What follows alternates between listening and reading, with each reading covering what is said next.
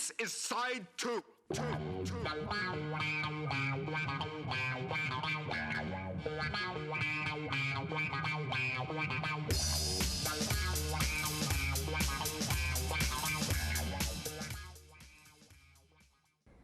Sunderland in the 1960s was an industrial town, primarily known for its shipbuilding. In 1969, Jeff Doherty saw the opportunity to put Sunderland on the musical map. Bands were trying to get started. They would do there was a proliferation of workmen's clubs where the bands would play, and I might add gain a lot of useful experience. I mean, Mickey Grabban, who played in them clubs, went on to play for Procol Harum and tour the world. Nigel Olsson still drums for Elton John to this day. He did all the workies clubs. John Miles. There's a lot of other people. Well, Dave Stewart. The Bay Hotel in Whitburn was where Jeff seized the opportunity to bring southern bands up to the northeast. Throughout the years, the Bay Hotel would see some of the biggest bands in the music industry. I started sort of low-key booking bands from Manchester, which was out of our area, who were sort of making a semi-name for themselves, and then I slowly grew in confidence, and in the end, family who were sort of very big on the underground scene, underground being that they weren't on the normal pop circuit.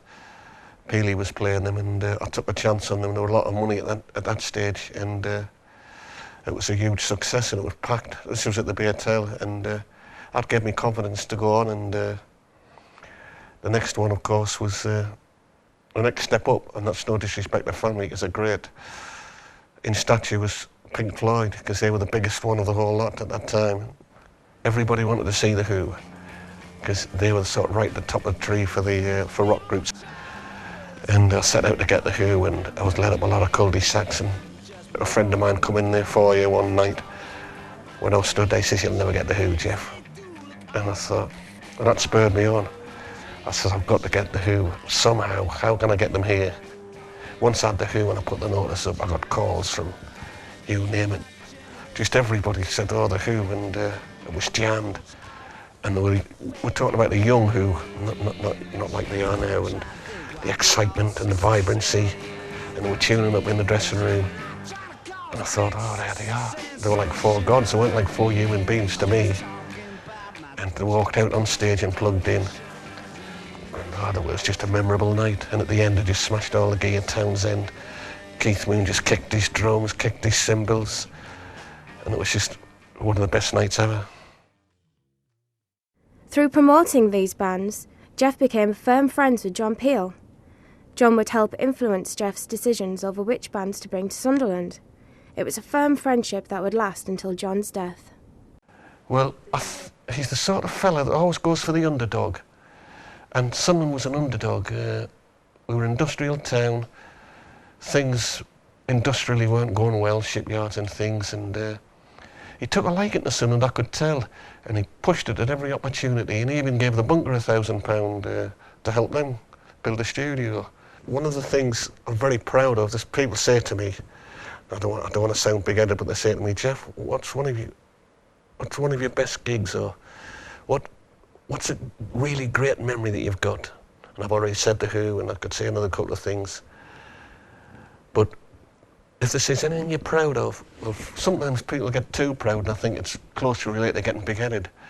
But if it means I'm big-headed, well, I'm big-headed. But I'm very proud of the fact that all the thousands of gigs he went to, his all-time favourite gig, and he's got that in the foreword of the book I wrote, if anybody wants to deny it. His all-time favourite gig happened in Sunderland with Rod Stewart and the Faces in 1973. And when he used to put that over the radio and say it, and when he put it in the foreword of my book, I'm very proud.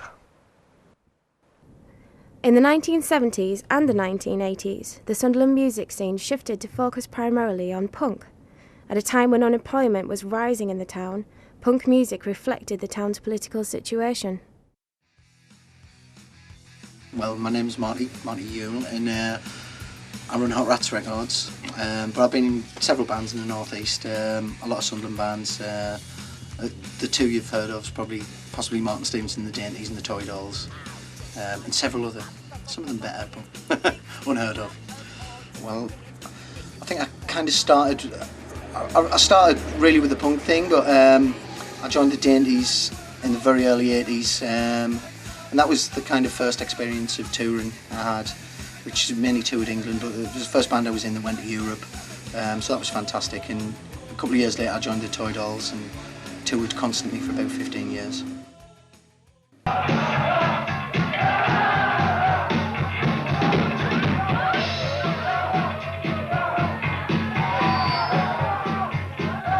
Well, at the time we were getting a lot of the kind of anarcho bands, the kind of crass-related bands. The Poison Girls played, bands like the Redskins, and a lot more of the political bands. There was several miners' benefits at the time, so there was about 2 or 3 years where there's bands on most weeks, so it was a really exciting time.